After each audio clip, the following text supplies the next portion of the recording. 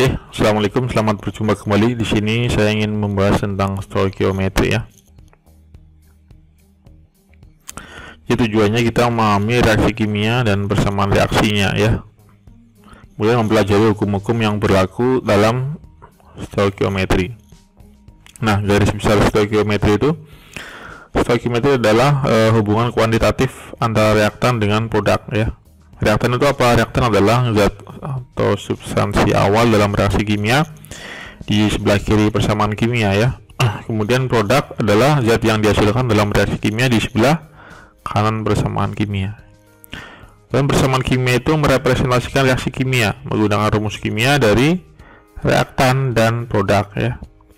Persamaan kimia yang setara menunjukkan jumlah tiap jenis atom dalam reaktan dan produk sama ya. Contohnya itu dalam reaksi ini ya, C2H8 reaksi dengan oksigen menghasilkan CO2 dan H2O, dimana ini adalah koefisien ya, koefisien dari C2H8, oksigen, CO2 dan H2O di sini.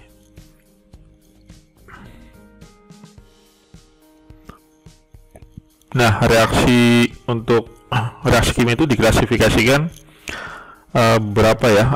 Ada yang reaksi kombinasi. Nah, reaksi kombinasi ini dua atau lebih zat bereaksi membentuk satu produk ya. Sedangkan reaksi dekomposisi, satu zat bereaksi menghasilkan dua atau lebih produk. Kemudian untuk reaksi pembakaran itu menghasilkan panas dan nyala yang melibatkan oksigen ya. Kemudian untuk reaksi reduksi oksidasi itu melibatkan perubahan bilangan oksidasi dari atom-atom tertentu ya. Jadi ini klasifikasi reaksi kimia. Dan mol. Kita membahas mol. Satu mol adalah sejumlah materi yang mengandung objek ya, di atom atau molekul sebanyak jumlah atom dalam 12 gram atom karbon, katakanlah seperti itu ya. Unsur karbon. Jadi jumlah atom dalam 12 gram unsur karbon itu, ini bilangan Avogadro ya, jumlahnya itu 6,0221499 kali 10 pangkat 23. Ini sesuai dengan bilangan Avogadro ya. Dimana ini bisa untuk massa, untuk menghitung mol, dan dapat menghitung jumlah partikel ya. Contoh, berapa jumlah atom C karbon dalam 0,5 mol CH3COH atau asetat ya, asam asetat. Penyelesaiannya ya, kita menghitung mol dulu, kemudian molekul, dan akan mengetahui jumlah atom. Jadi kalau di sini ya, kalau 0,5 ya, dalam 1 mol itu 6,02214199. Jadi kali ini bilangan Avogadro ya, seperti itu menemukan jumlah atom C ya. Kemudian rumus empiris dan rumus molekul.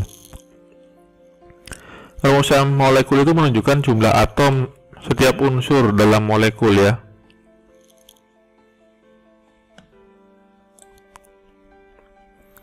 Kemudian kalau rumus empiris itu menunjukkan rumus paling sederhana ya, yang memberikan jumlah atom relatif untuk setiap jenis atom dalam suatu senyawa ya.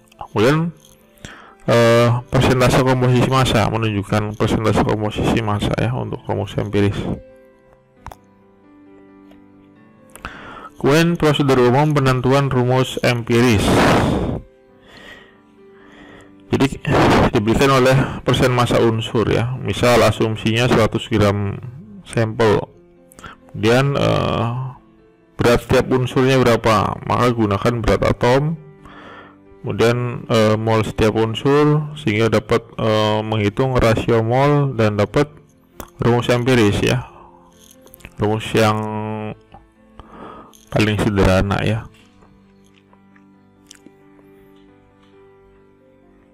Itu prosedur umum penentuan rumus empiris. Ini ada contoh soal. Jadi sebanyak 60 gram cairan dry clean dianalisis dan diketahui mengandung 10,8 gram karbon, 1,36 gram hidrogen, dan 47,84 gram Cl ya. Tentukan rumus empiris senyawa tersebut. Nah, penyelesaiannya untuk menghitung mol C itu kan 10,8 ya gram karbon per 12,011 gram per mol. Ini kan atom relatif ya, dapat 0,8992 mol karbon. Kemudian mol H 1,36 gram hidrogen per 1,008 gram per mol. Ini kan atom relatif jadi hidrogen juga. Dapat 1,35 mol hidrogen. Kemudian kalau mol Cl 47,84 gram Cl per 35,453 gram per mol, dapat 1,349 mol Cl. Jadi perbandingan antara CH dan Cl itu, kalau kita lihat bilangan bulat paling rendah ya, itu 2:3 ya. 2:3 sehingga rumus empirisnya C2H3Cl3 gitu. Ini prosedur umum menentukan penentuan berat reaktan terkonsumsi ya atau produk terbentuk. Jadi ini ada berat ZA, kemudian gunakan massa molar A-nya sehingga dapat menemukan mol ZA, dan kita menggunakan koefisien A dan B dari persamaan reaksi sehingga ketemu mol ZB, dan menggunakan massa molar B dan akan didapatkan berat ZB. Itu penentuan umum penentuan berat reaktan terkonsumsi atau produk terbentuk.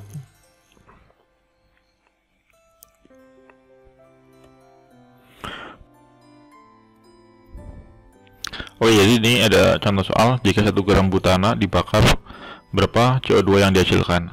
Ya, kita menghitung mol butana di sini ya. Nah, di sini kan 1 gram butana, di mana 1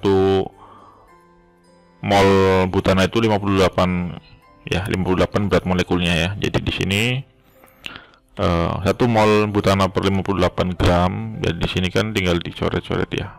Nah, berapa? Ini kan.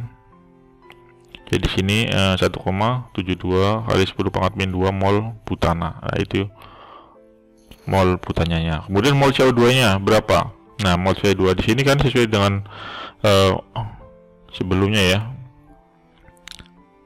Jadi di sini kan gunakan koefisien A dan B dari persamaan reaksi. Jadi di sini kita menggunakan koefisien reaksi ya. Nah, di sini CO2-nya kan 8 dan butannya 2. Nah, perbandingannya kan 8 dan 2. Jadi di sini kita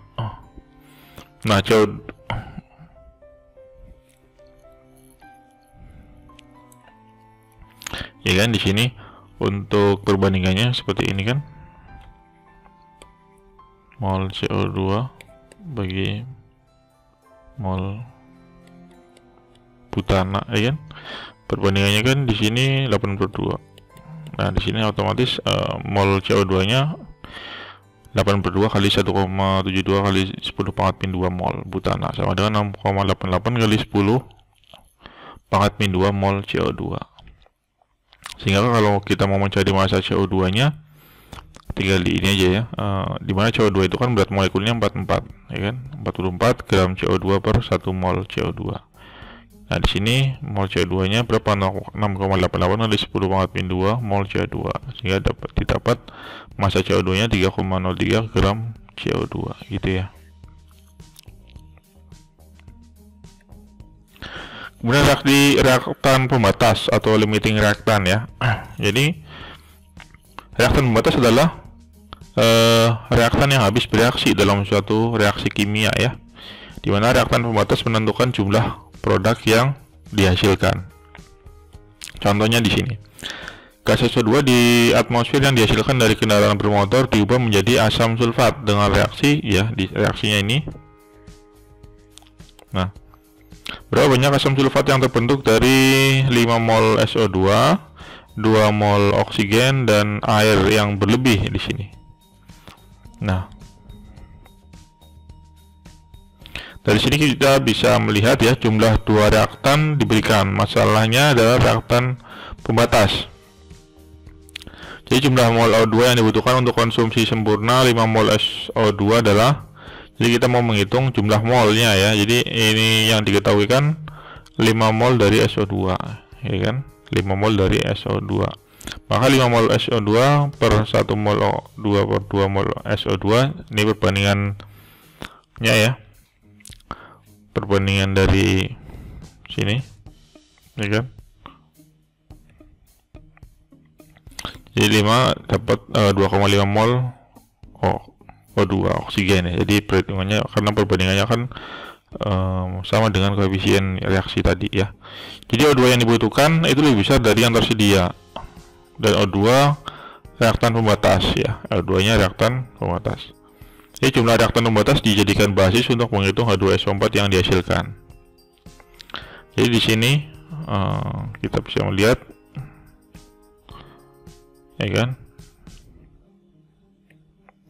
mol H2SO4 sama dengan 2 mol O2 kali 2 mol H2SO4 per 1 mol O2 sama dengan 4 mol H2SO4. Jadi untuk menghasilkan 4 mol H2SO4, 4 mol SO2 dikonsumsi, tersisa 1 mol SO2 ya. SO2 adalah reaktan berlebih.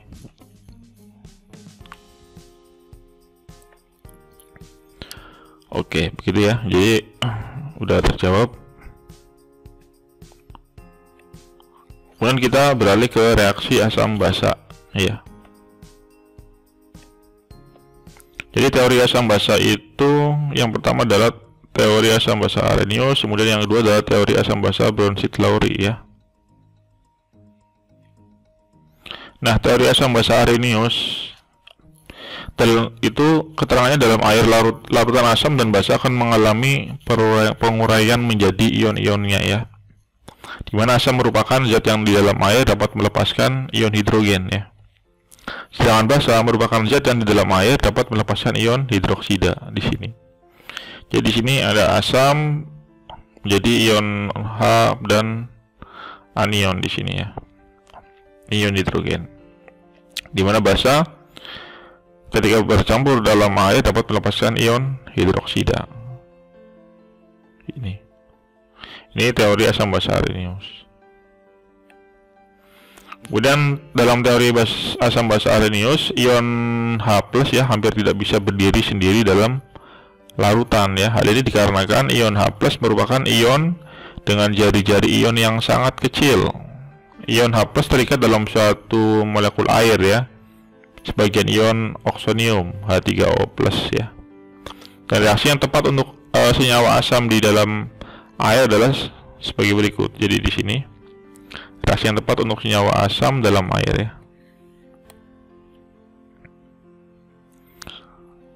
Asam dalam air menghasilkan ion oksonium dan anion ya.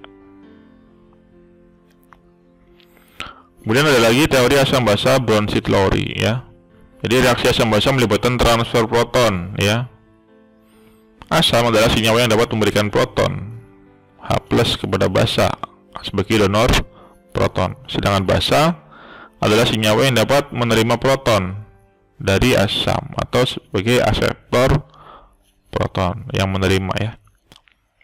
Jika satu asam memberikan proton, maka sisa asam tersebut berkemampuan untuk bertindak sebagai basa. Sisa asam tersebut dinyatakan sebagai basa konjugasi. Demikian pula untuk basa ya. Jika suatu basa dapat menerima proton ya, dalam hal ini ion H+, maka zat yang terbentuk berkemampuan sebagai asam yang disebut sebagai asam konjugasi. Nah, teori asam basa Brownstedt-Lowry bisa kita lihat di sini ya. CH3COH bereaksi dengan H2O menghasilkan ion CH3COO dan ion H3O ya. Terlihat bahwa asam asetat di sini memberikan satu proton ya kepada H2O, sehingga CH3COH bersifat sebagai asam ya, dan H2O bersifat sebagai basa. Itu. Nah, di sini bisa kita lihat teori asam basa Brownstein-Lowry. Misal ini asam ya tadi, asam basa menghasilkan ion ini menghasilkan basa konjugasi dan asam konjugasi. Nah, di sini pasangan asam basa konjugasinya ini ya.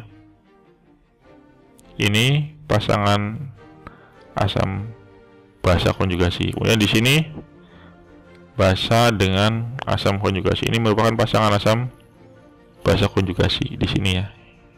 Ini melepaskan proton. Ini menerima proton ya. Kemudian pasangan asam basa konjugasi di sini. Ini ada 3 plus H2O menghasilkan NH4+ dan ion hidroksida. Nah, ini pasangan asam basa konjugasinya ya, basa. Ini melepaskan ini ya. Melepaskan 1 elektron. Kemudian di sini yang menerima elektron ya, asam basa konjugasi. Pasangan asam basa konjugasi. Di sini teori asam basa Brownstein-Lowry. Oke, kita ke indikator asam basa. Jadi indikator adalah zat yang dapat memberikan warna yang berbeda dalam larutan yang bersifat asam maupun basa. Nah, di sini kita ada indikator lakmus, metil jingga, metil merah, BTB dan fenolfetalin. Di sini trayeknya masing-masing memiliki ini ya. Kalau lakmus 5,5 sampai 8, metil jingga 2,9 sampai 4, metil merah 4,2 sampai 6,3, BTB 6 sampai 7,6, fenolfetalin 8,3 sampai 10. Nah, di sini perubahan warnanya bisa kita lihat di sini.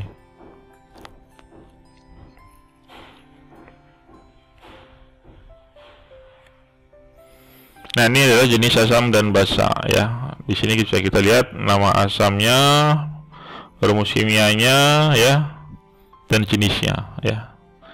Apakah kuat, lemah, kuat, lemah, lemah, lemah, lemah, kuat, kuat, kuat. Kemudian juga basa. Ini nama basanya ke bawah. Ini rumus kimianya dari NaOH sampai NH4OH dan jenisnya. Apakah ini jenisnya kuat, kuat sampai lemah, lemah di sini ya. Jadi ini adalah jenis asam dan basa yang bisa kita lihat.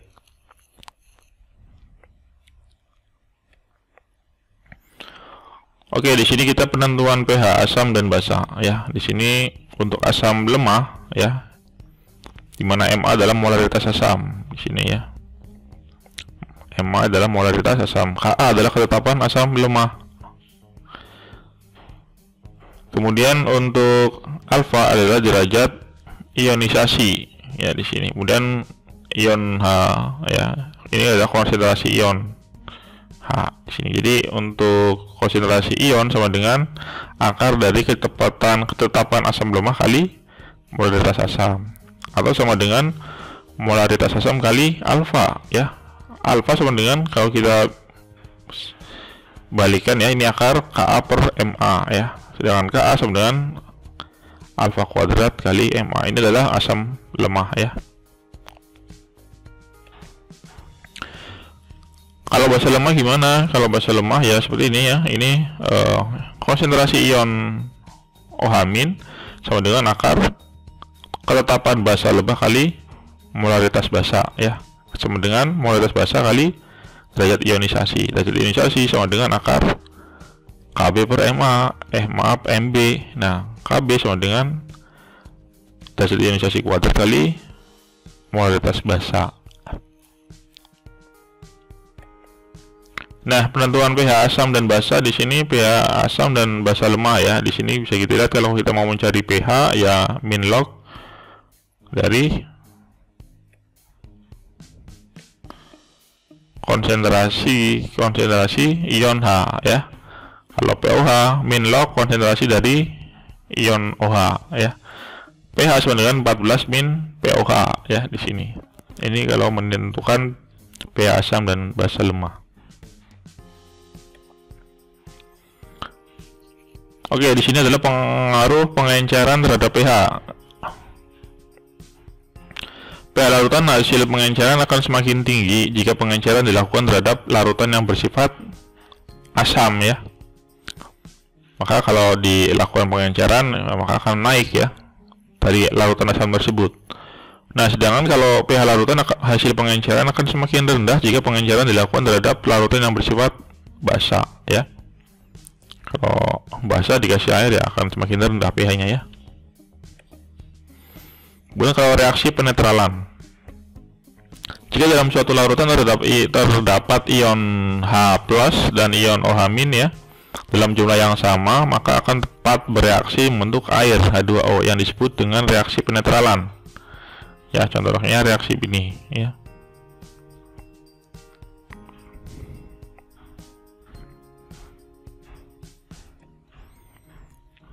Oke, ini pH campuran asam dan basa. Jika mol ion H plus, ya, sama dengan mol ion OH, maka campuran bersifat netral dan pH sama dengan 7. Jika mol H+ lebih besar dari mol OH-, maka campuran bersifat asam dan pH kurang dari 7. Konsentrasi H, ya, di sini dalam campuran ditentukan oleh jumlah ion H yang bersisa. Kemudian jika mol H, ya, ion H lebih kecil dari mol ion OH, maka campuran bersifat basa dan pH lebih dari 7. Maka konsentrasi OH dalam campuran ditentukan oleh jumlah OH yang bersisa, ya. Kemudian kita ke reaksi reduksi dan oksidasi, ya, atau biasa kita kenal redoks, ya. Nah, reaksi redoks itu reaksi kimia di mana terjadi perubahan bilangan oksidasi, dan reaksi kimia di mana terjadi transfer elektron, ya. Dan reaksi kimia di mana terjadi pengikatan dan pelepasan oksigen. Nah, bilangan oksidasi adalah muatan suatu atom atau unsur dalam suatu molekul atau senyawa yang ditentukan karena perbedaan harga elektronegativitas, ya. Nah, penentuan bilangan oksidasi. Yang pertama, bilangan oksidasi setiap atom dalam suatu unsur bebas adalah 0. Misalnya unsur Cl sama dengan 0, B sama dengan 0, ya. Dan bilangan yang kedua, bilangan oksidasi ion suatu atom sama dengan muatan dari ion tersebut. Misal, ion Na, bilangan oksidasi dari natrium adalah +1. Ion Fe 3+, bilangan oksidasi dari Fe adalah +3. Kemudian yang ketiga, pada suatu senyawa atau ion umumnya bilangan oksidasi atom untuk golongan 1A adalah 1+1, ya. Kalau golongan 7A adalah -1, ya, di sistem periodik unsur seperti itu. Kemudian yang keempat, bilangan oksidasi H dalam senyawa adalah +1, ya. Kecuali pada senyawa hidrida, misal ini, ya, hidrida, di sini bilangan oksidasinya -1 gitu, karena ini di yang kedua, ya. Oke. Yang kelima, bilangan oksidasi O, ya, oksigen dalam satu senyawa adalah -2 kecuali pada senyawa peroksida seperti ini, ya. Bilangan oksidasi O adalah -1 di sini, ya. Dan pada senyawa super oksida seperti ini, ya, O2, Rb2, jadi bilangan oksidasinya -0,5. Sementara untuk senyawa OF2, bilangan oksidasi O-nya adalah +2. Kemudian yang keenam, jumlah total bilangan oksidasi atom di dalam suatu senyawa adalah 0, ya. Dan jumlah total bilangan oksidasi untuk senyawa bermuatan besarnya sama dengan muatannya. Ini misalnya H2SO4, total bilangan oksidasi sama dengan 0, ya. Dan CO3, ion CO3, ya, total bilangan oksidasi sama dengan -2.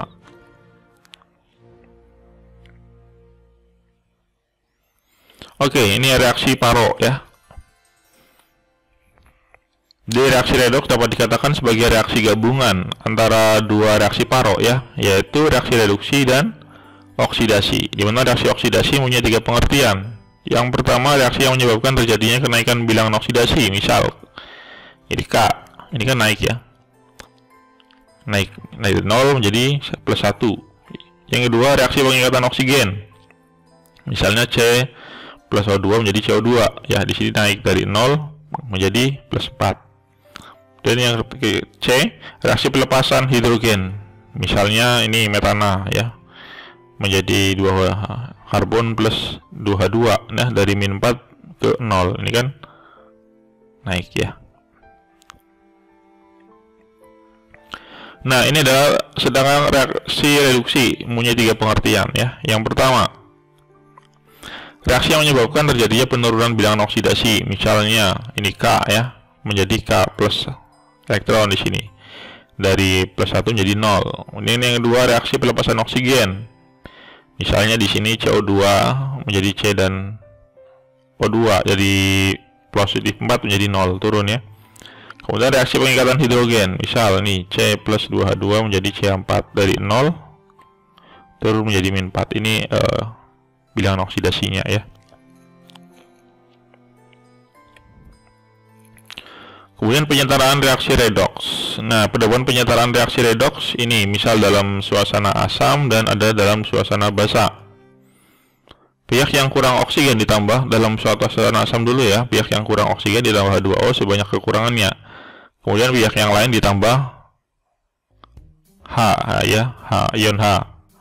Sehingga jumlah atom-atom sebelah kiri dan kanan tanda reaksi adalah sama. Itu pedoman penyetaraan reaksi redox dalam asam, ya.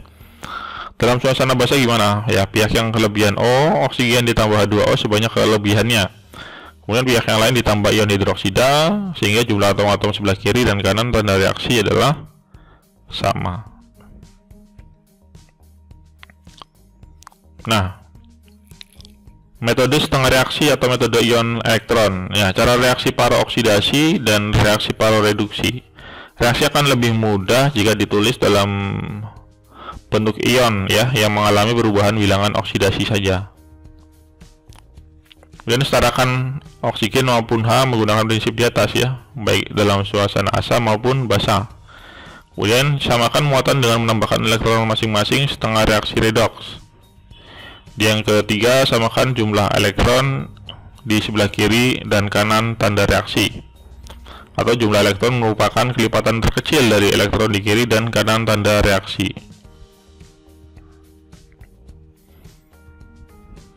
Misal contoh ini, ya.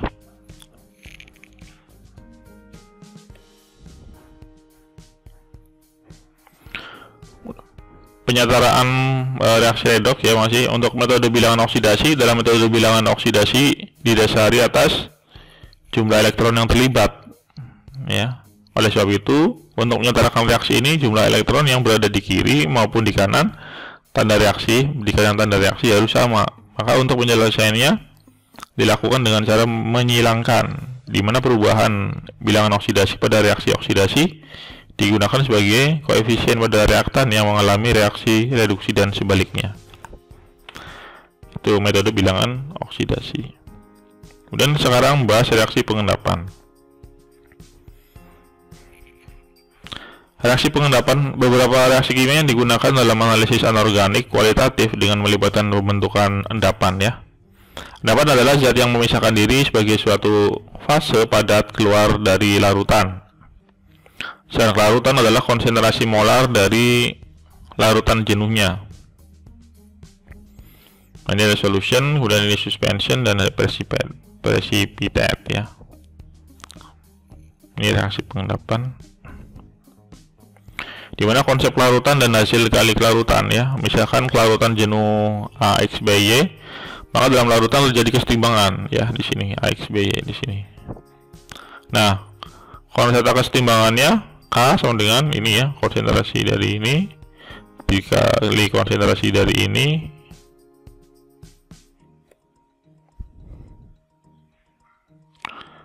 per konsentrasi dari ini, ya. Karena AXBY dapat dianggap konstan, maka dihasilkan konstanta hasil kali kelarutan, ya. Atau KSP sama dengan konsentrasi A ini dan konsentrasi BX.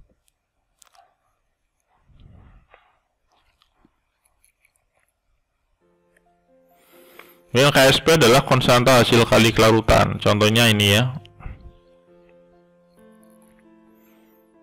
Misalnya ini magnesium klorida menjadi ion Mg dan 2Cl- ya. Ini KSP-nya, konsentrasi kali larutannya seperti ini. Konsentrasi Mg 2+ kali Cl- ya. Kemudian AgNO3 ya, menjadi ion Ag dan ion NO3 ya di sini. Nah, perbandingan nilai Ki, hasil kali konsentrasi ion, dengan KSP, hasil kali kelarutan ya di sini. Kalau Ki-nya kurang dari KSP maka larutan tak jenuh ya, tidak ada endapannya maksudnya. Kemudian kalau Ki-nya sama dengan KSP maka merupakan larutan jenuh, artinya siap mengendap. Kalau Ki-nya lebih dari KSP maka merupakan larutan lewat jenuh, artinya ada endapan. Nah, konsep larutan es dan hasil kali kelarutan KSP ya di sini. Larutan es suatu elektrolit, ya, ini banyak yang elektrolit yang sanggup melarut dalam tiap liter larutannya ya. Hasil kali kelarutan KSP yang di sini. Hasil perkalian kation dengan anion dari larutan jenuh suatu elektrolit yang sukar larut menurut kesetimbangan heterogen. Dan faktor-faktor yang mempengaruhi es ataupun KSP itu adalah ion sejenis, ion tidak sejenis, pH, bentukan kompleks, pelarut, suhu, ukuran partikel, dan tekanan ya.